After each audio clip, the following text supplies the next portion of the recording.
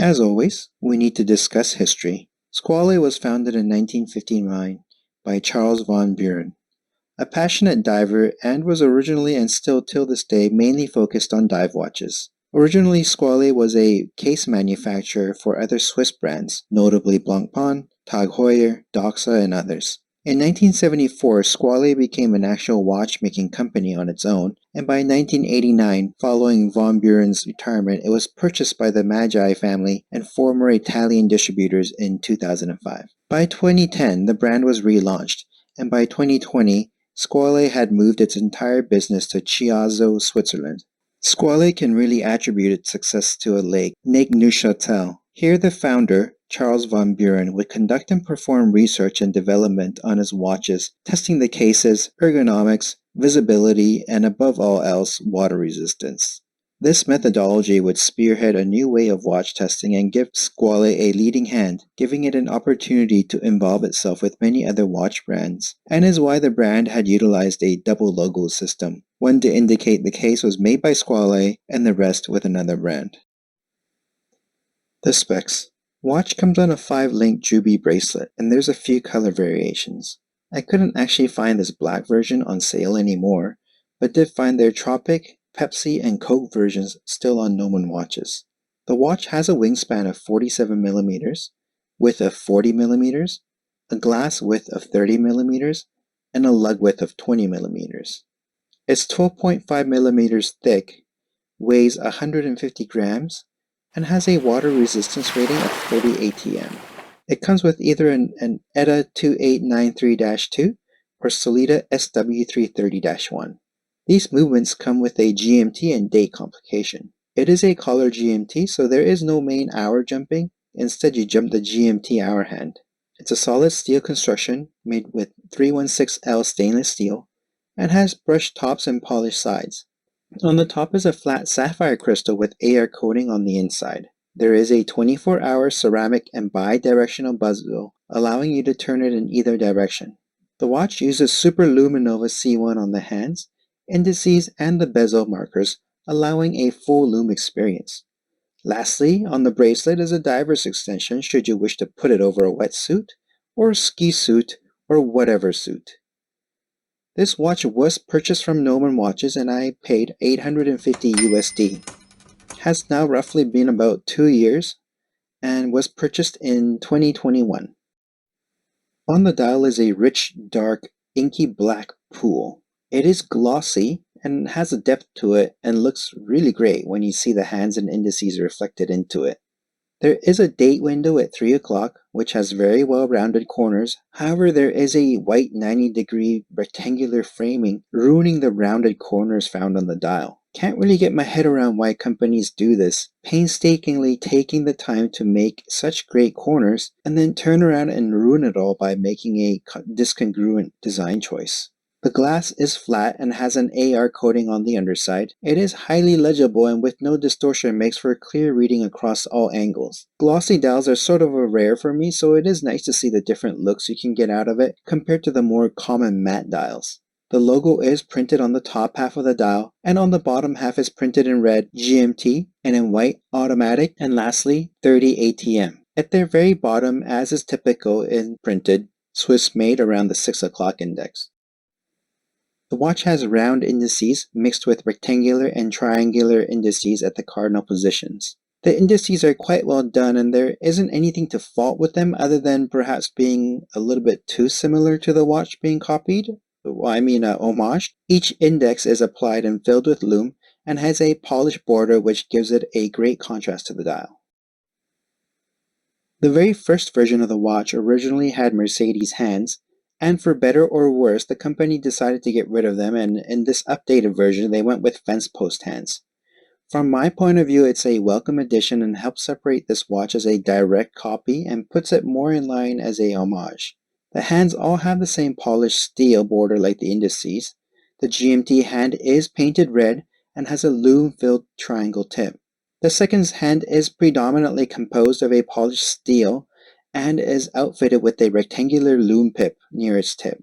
The hands are all well proportioned and help balance the other elements found on the dial.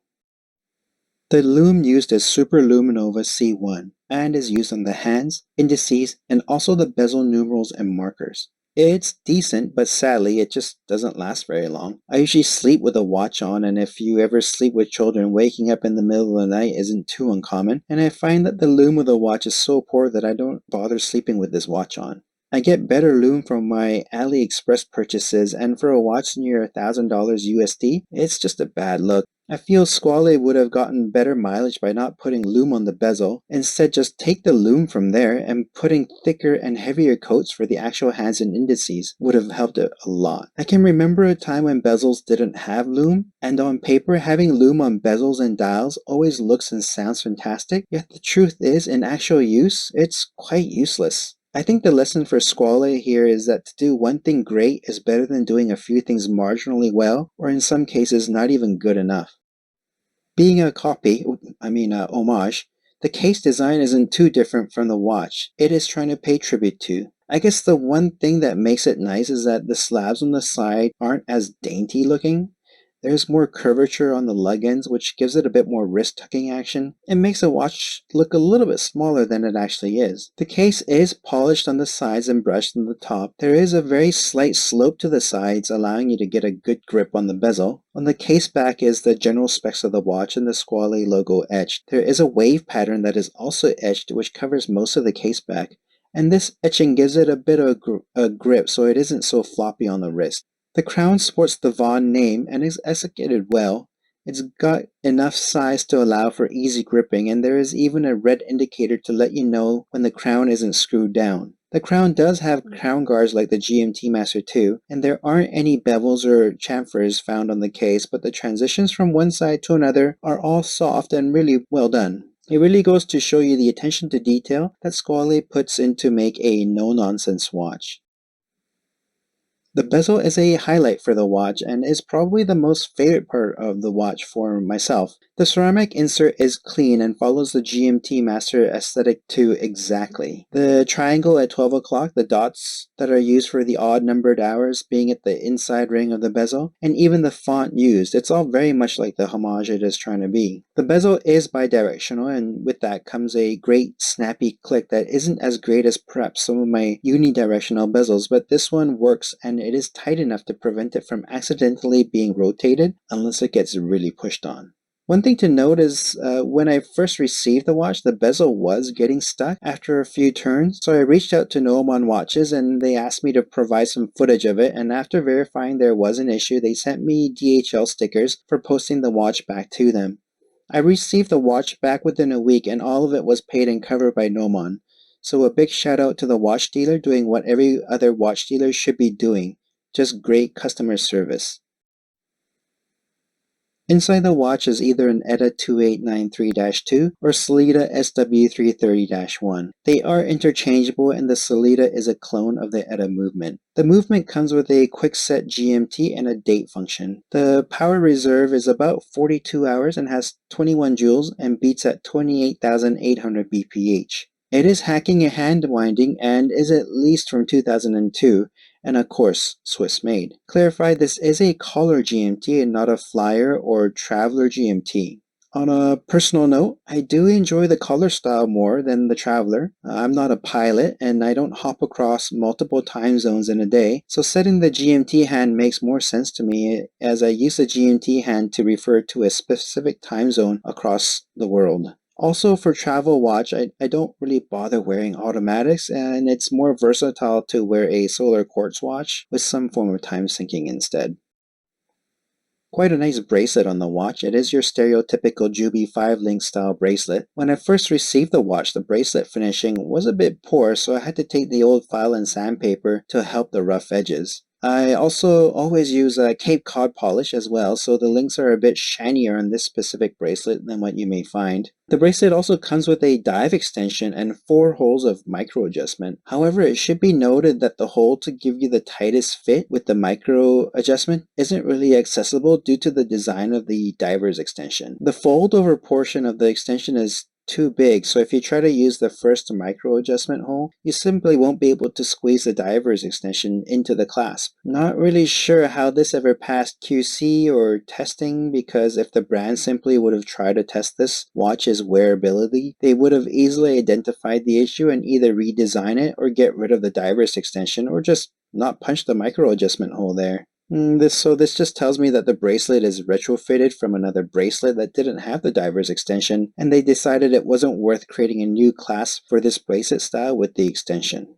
As a brand without consumers lining around the block to get on your waiting list, I totally get it and understand some corners have to be cut and shortcuts need to be exercised to make the bottom line. But it just makes you wonder where else shortcuts and corners were cut as well. The clasp portion of the bracelet is a fold-over clasp and sports the Von logo on the fold-over portion. There isn't any push deployant. It's a simple friction fit and, well, it doesn't fit very well. It has a mushiness to the fold-over portion, and you just sort of push it in as hard as you can and eventually it will click in. The actual clasp does fit well and has a nice click, but to open the fold over, you have to use your fingernail.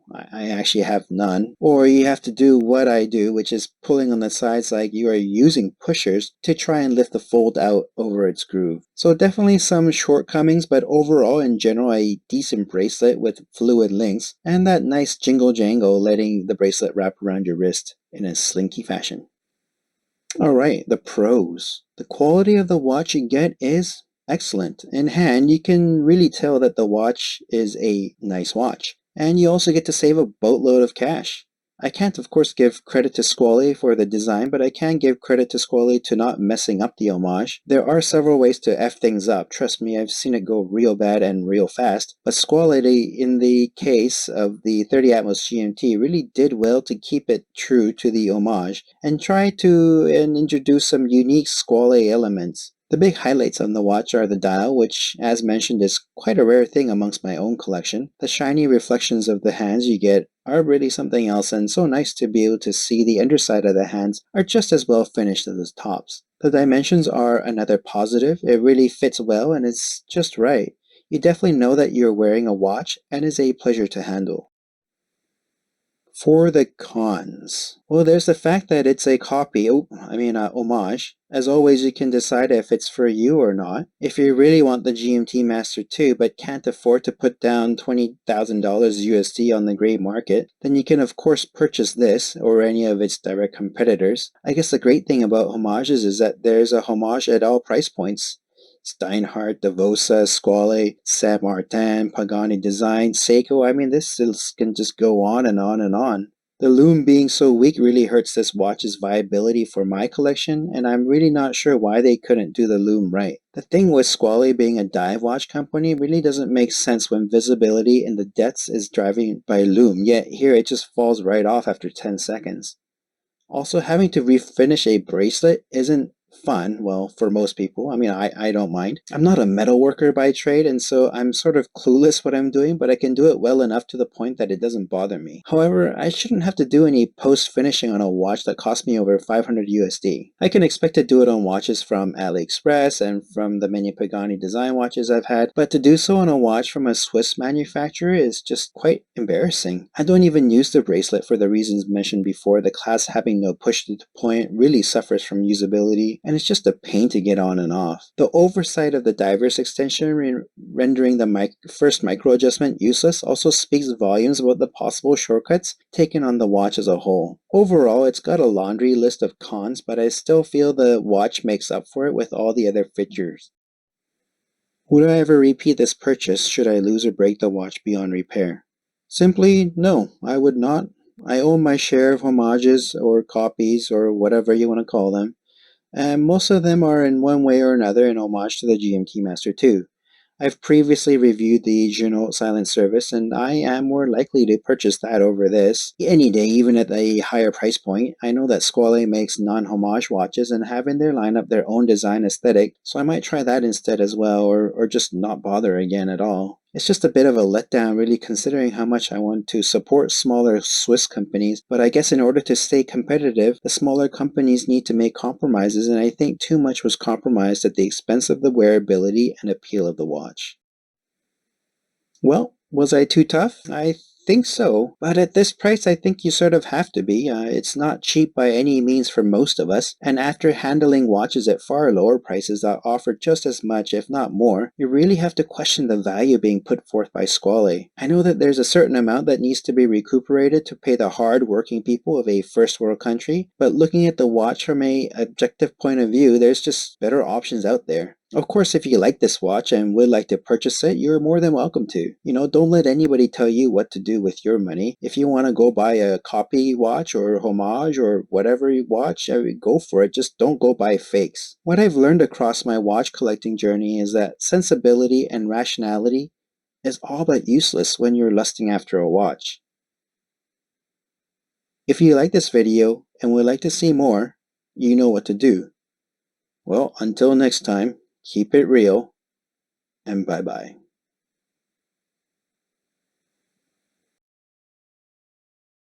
Watch left.